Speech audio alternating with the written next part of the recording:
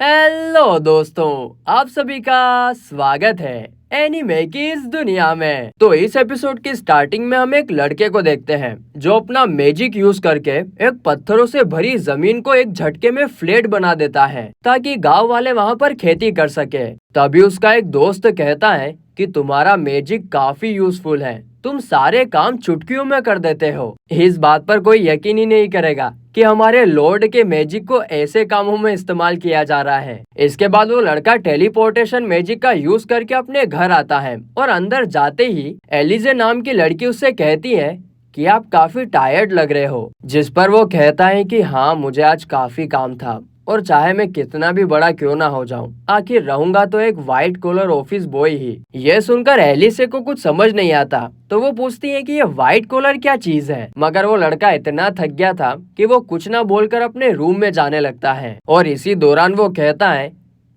कि इस बात को 10 साल हो गए हैं। और फिर तभी सीन फ्लैशबैक में जाता है जहाँ पर वो ऑफिस से घर आकर सोफे पर लेटा हुआ था। वो काफी थका हुआ था, इसी कारण उसकी आंख भी लग जाती है। पर तभी वो अचानक से उठ जाता है। उसे याद आता है कि उसे तो खाना बनाना है और वो खाना बनाने लगता है। उसे देखकर हम आसानी से बता सकते हैं कि वो 9 to 5 जॉब करता है और यहाँ पर अकेला ही रहता है। खुद का खाना खुद बनाना, सब कुछ खुद करना। तो वहीं खाना बनाने के बाद वो टेबल पर बैठा ही था कि उसकी आंखें बंद होने लगती हैं। और फिर जब उसकी आंखें खुलती है तो वो देखता है कि वो एक बच्चा बन गया है और वो फिलहाल एक काफी बड़ी पार्टी के बीच में है। और यह देखकर उसे लगता है कि यह जरूर कोई सपना होगा और इसीलिए वो दोबारा अपनी आंखें बंद करके नींद से उठने की कोशिश करता है। पर ऐसा कुछ नहीं होता, वो सब तो रियल था। तभी उसके डैड आकर कहते हैं कि मेरे साथ चलो और सबको ग्रीट करो। और फिर उसके डैड उसे लेकर गेस्ट के सामने ले जाते हैं और कहते हैं कि ये मेरा सबसे छोटा बेटा है। और इतना कहकर वो दोबारा उससे कहते हैं कि जल्दी से अपने आप को इंट्रोड्यूस करो, अपना नाम बताओ। लेकिन उस बच्चे को तो ये सब देखकर कुछ समझ ही नहीं आ रहा था कि ये हो क्या रहा है और वो बोले क्या, उसे तो कुछ नहीं पता था। पर तभी वहाँ पर एक और लड़का आता है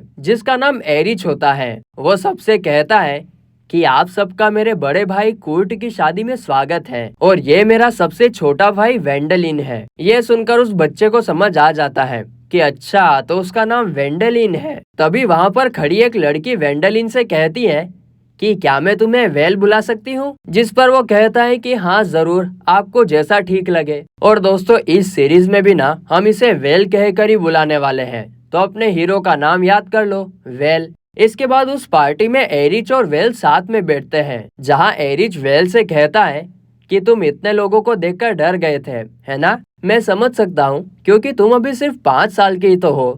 आगे वेल पूछता है कि आज यहाँ पर क्या हो रहा है भैया, जिस पर एरिच कहता है कि ये तुम्हारे लिए समझना मुश्किल है, लेकिन आज हमारे भैया कुर्ट की शादी हो रही है। काफी मुश्किलों के बाद वो एक नोबल की बेटी से शादी कर रहे हैं। जिसे सुनकर वेल पूछता है कि नोबल की बेटी से शादी, क्या इसका मतलब हो सकता है कि हम भी एक टाइप के नोबल फैमिली से हैं? जिस पर एरिच हंसते हुए कहता है कि ये तुम क्या कह रहे हो, लेकिन फिक्र मत करो, हम भी पूरे नोबल हैं। इसके बाद वेल मन में सोचने लग जाता है कि किसे पता था कि मेरी लाइफ में इतना बड़ा बदलाव आ जाएगा। पर कम से कम मुझे यहाँ की लैंग्वेज तो समझ में आती है, और अगर हम इतनी बड़ी पार्टी दे सकते हैं तो इसका मतलब तो हम जरूर काफी ज्यादा अमीर होंगे। और मैं तो इनका तीसरा बेटा हूँ, तो मुझे तो किसी बात की चिंता करने की जरूरत ही नहीं है। और फिर यही सब सोचकर वेल पार्टी में बैठकर मजे से खाने लगता है। तभी कहानी में एक ट्विस्ट आता है। अगले दिन हम देखते हैं कि वो नोबिलिटी जो पिछली रात चमक धमक रही थी,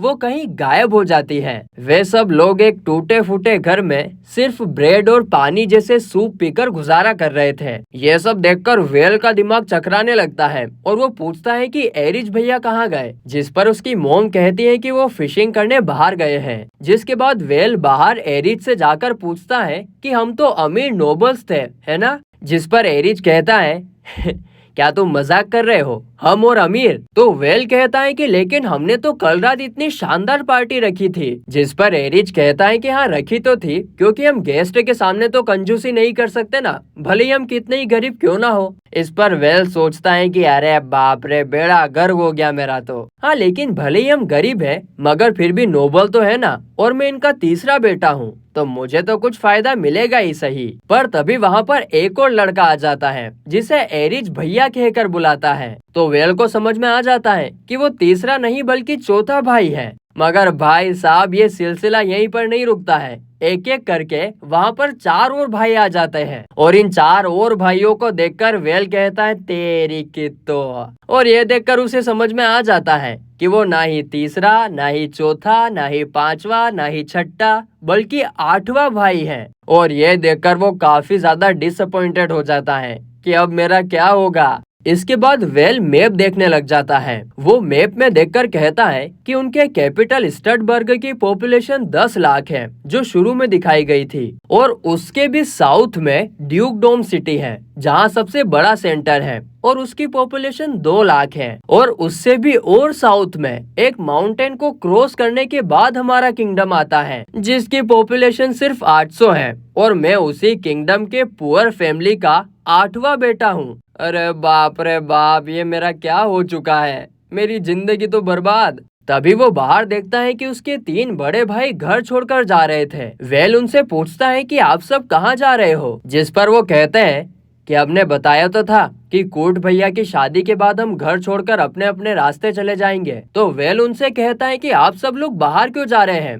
आप यहाँ पर रहकर हमारी जायदाद के टुकड़े भी तो ले सकते हो ना। जिस पर वो कहते हैं कि कैसी बातें कर रहे हो वेल, क्या तुम्हें लगता है कि हम जैसे गरीब नोबल्स जायदाद का हिस्सा कर सकेंगे? सारी जायदाद बस कूट भैया को ही मिलेगी क्योंकि वो सबसे बड़े हैं। और अब जब हम यहाँ से जा रहे हैं तो हम अब नोबल्स नहीं रहे और अब आगे यहाँ से हम अपनी जिंदगी अपने दम पर ही जीने वाले हैं। और हाँ, तुम भी खूब मेहनत करना वरना बाद में पछताना पड़ेगा। इसके बाद वेल लाइब्रेरी में पढ़ने के लिए कुछ बुक्स ढूंढ रहा था पर उसे वहाँ कुछ भी ढंग का नहीं मिलता है। सारी किताबें लव के ऊपर ही थी। पर तभी ऊपर से एक बॉल नीचे गिरता है और उसके साथ साथ एक लेटर भी था और उस लेटर में लिखा था कि ये बॉल मैजिक मेजर कर सकती है। सबके अंदर माना होता है मगर 1000 में से सिर्फ एक के पास ही इतना माना होता है कि वो मैजिक यूज कर सके और इसीलिए ऐसे लोग काफी ज्यादा रेयर होते हैं। अब ये सब पढ़कर वेल को लगता है कि मैजिक वगैरह ऐसा कुछ तो नहीं हो सकता, शायद ये लेटर किसी ने मजाक मजाक में लिखा होगा। मगर उसका मन नहीं मानता है तो वो सोचता है कि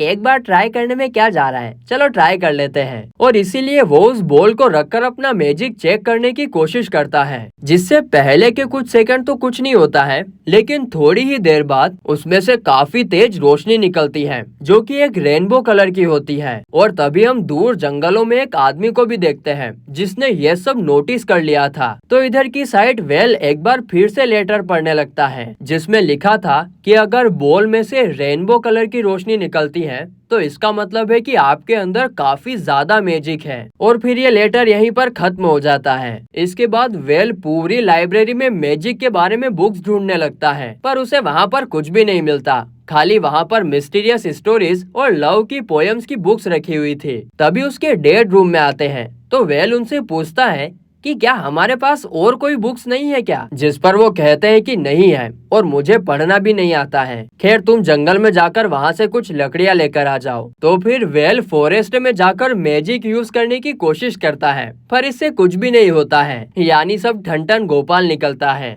पर तभी पीछे से वही आदमी आकर कहता है कि उस टाइम वो मैजिक पावर तुम्हारी ही थी, है ना? मुझे फाइनली कोई मेरी बराबरी का मिल गया है। तो वहीं वेल उसे देखकर काफी ज्यादा डर जाता है क्योंकि वेल तो एक बच्चा है। वो आदमी कहता है कि मुझे माफ करना, मैंने तुम्हें अचानक से आकर डरा दिया, तुम्हें डरने की जरूरत नहीं है, मैं भी एक मजिशियन ही हूँ। और इतना कहकर वो उसके हाथ से लकड़ी लेकर कहीं दूसरी तरफ फेंक देता है जिससे एक बड़ा सा पत्थर नीचे गिर जाता है और इनको जोर की आवाज सुनाई देती है, धड़ाम। और जब वे लोग वहाँ जाकर देखते हैं तो वहाँ पर एक काफी बड़ा बोर था और उस पत्थर से उसको चोट आ गई थी। वो बोर उस चोट के कारण चिल्लाने लगता है और वो इन्हें देख भी लेता है कि इन्होंने ही मारा है सालों ने मुझे, और फिर वो उनकी तरफ अटैक करने के लिए आता है। अब ये सब देखकर वेल जो सिर्फ 5 साल का बच्चा था वो काफी ज्यादा डर जाता है। लेकिन तभी वो आदमी वेल को पकड़कर उस बोर के सामने खड़ा कर देता है जैसे कि वो उसका मास्टर हो और कहता है कि यही सही टाइम है, अपने अंदर के माना को एक्सेप्ट करो तभी जाकर तुम मैजिक का यूज कर पाओगे।